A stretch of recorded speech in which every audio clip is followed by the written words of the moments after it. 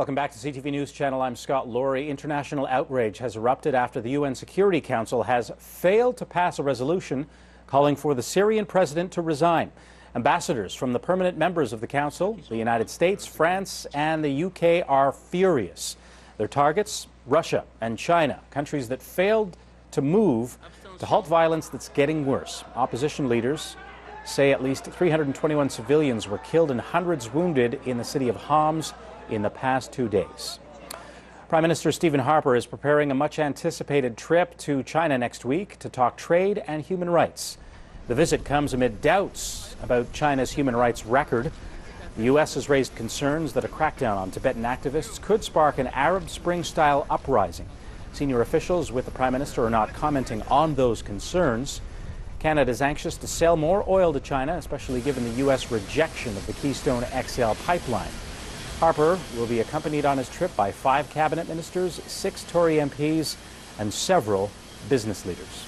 Joining us, as always, is CTV's chief political correspondent, Craig Oliver. Craig, a very big week coming up for the Prime Minister. What should we expect in terms of tone regarding the trip to China? Well, I think that first, I fear that it will be dominated in the media by the whole panda diplomacy. The Chinese are prepared to give us, the Chinese are prepared to give us 3 of these rare giant pandas. I should tell you that when I first moved to Washington in 1980, I thought, there I go to cover the world in Washington. And that year, the Chinese had just given the Americans some giant pandas, and I spent my first week in Washington at the National Zoo doing a story every day about Ling Ling having a baby, and I thought, is this why I came to the great capital of America? People go crazy for these pandas. Absolutely. And that will be, but it will have some impact in terms of being a gesture by the Chinese that they want to have a much warmer relationship with Canada. And why do they want to? Well, not out of love, out of a need, a desperate need for energy. They can't get enough of it. They are putting deep roots into the Canadian oil patch, as they call it. Some estimates between $10 and $25 billion already. They've taken over a whole Canadian oil sands project. They're into liquefied natural gas. They're putting money into building pipelines. And this does have some people concerned because they're doing it through their state oil company. But when the Chinese do that, it is not private industry that's doing it in their case. It is the Chinese government. And they make their decisions not always based on business. They make their decisions based on other things. And so some people worry about us losing perhaps some of our sovereignty over our own energy if we allow the Japanese or the Chinese, to get too big a chunk of it. That'll be one of the things that they'll be discussing. But Harper is having really serious top-level meetings. And as you probably know, the Chinese leadership is into its once-in-a-decade change in leadership. And Harper will be one of the first world leaders to be meeting with the whole new generation of leaders. And that'll set Canada up for many years to come. This is a very important meeting. Now, speaking of setting Canada up for years to come, and notwithstanding the pandas, do we need China more, or do they need us more? Well, it's a pretty equal game in that respect. You can't imagine how much has changed in the thinking of Canadian leaders since the XL pipeline was put on ice. And, you know, there is no guarantee that it will ever be built. Most people think that once Obama wins his election, he'll approve it quickly. Well, there are some questions about that, and we haven't got time now to go into why it might be possible for the Americans to say no. Their requirements for oil are, to some extent, going down. They have immense resources now of natural gas, which they didn't have many years ago. So that shocked the Canadian establishment, and what they saw was that our energy resources are basically locked in. We only have one customer, essentially the Americans, and we have to start finding other customers for these. It's never good just to have one customer. It doesn't give you much of a bargaining position. So we do badly need as a country, and the Prime Minister has said this is a national priority to find more customers. Now, we talk a lot about China, and that is the immediate target, but of course there's also India, which is expanding immensely with growth rates of 7 to 8% a year, as well as all of the other emerging Asian nations. That's where the money's going. That's where global wealth and power, too, to some extent, is going these days. That's a permanent change. It's not going to come back. And to some degree, the West is never going to have the the monopoly of power in the world that it had. And so it's a good thing for us to be going over there and talking to the Chinese. But I hope the Prime Minister will also, wag his finger a little at them like he did to the Europeans and remind them that we would like to see better behavior from the Chinese in terms of their human rights. Now, speaking of for their own good in some respect. Speaking of better behavior and power in the world, to another part of the world now, Iran, the Foreign Minister, John Baird, telling Israel that sanctions are working. But if you listen to the Secretary of Defense for the United States, I'm not so sure about that. Well, the problem with sanctions is they take far too long to actually work.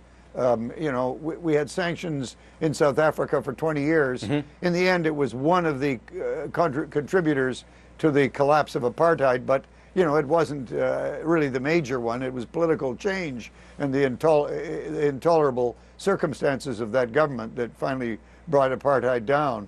So somebody once said that it takes too long for people to realize that sanctions don't work, and that's what really. So we also hear from the Americans and also from the Israelis, those of us who've talked to Israeli diplomats, that their patience has run thin, that they don't believe they've got more than what we read in the public prints is more than a year at the maximum before the Iranians are in a position to make a bomb. And so if they're going to act soon. So what I see happening really is a squeeze play by the Americans on one side and the Israelis on the other, saying to Iran, look, if you're going to get serious, if you're going to make a deal, you better start doing it soon because time is running out. And it didn't help any, I think, in the last day or so that one of the top religious leaders in Iran said about Israel, it is a cancer and it has to be cut out and we will cut it out. That kind of disgusting language is really scary. And you know what it reminds people of? You got to be my age to realize it. It reminds people of Hitler, who became chancellor 12 years after, the chancellor of Germany, 12 years after he had written Mein Kampf, in which he laid out his hatred of Jews, his anti-Semitism, and his intentions to get rid of them. So here we now have the Ayatollahs saying the same things about Israel, and you can't wonder that they're taking these people seriously about what they would do with a nuclear weapon if they got one. Very serious times there indeed. And Craig, a quick glance at question period tomorrow. What's on the agenda?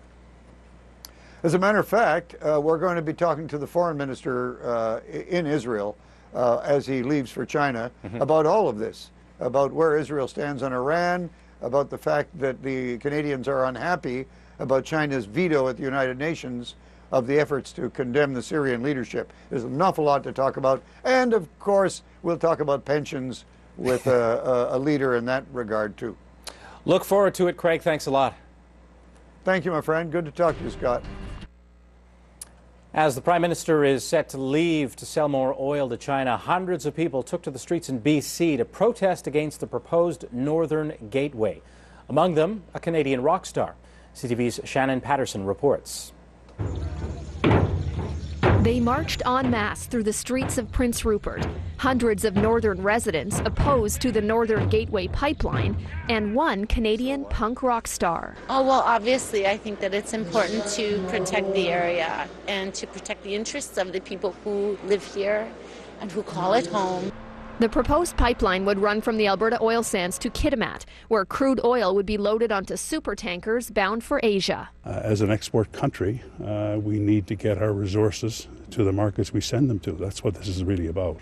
But this economist disagrees. The intent of the Northern Gateway project is to raise the price of oil $2 to $3 a barrel on every barrel of oil that's produced in Canada every year for the next 30 years. She says it's simple supply and demand. If Northern Gateway is built, crude that used to go to eastern Canada would be redirected to Asia. There'd be less supply here, so prices would go up. We will only be given the benefits to the oil producers and not the costs of the Canadian economy. But John Winter wonders if Allen's report on Northern Gateway is more about her own beliefs than economic realities. As we know about economic reports, they can be developed to propose an outcome, I guess. And I've read economic reports on this particular project that are diametrically opposed to it. He believes the pipeline will be a huge economic boost. But that opinion is being overshadowed by a vocal and celebrity-endorsed opposition that is dominating Energy Board hearings. What they really need is the other perspective coming forward that says why some of those concerns are not necessarily justified. It's time to revitalize communities and businesses. The Northern Gateway Alliance is paying for radio and newspaper ads touting the benefits of the pipeline. But it's hard to compete with displays like this. Shannon Patterson, CTV News.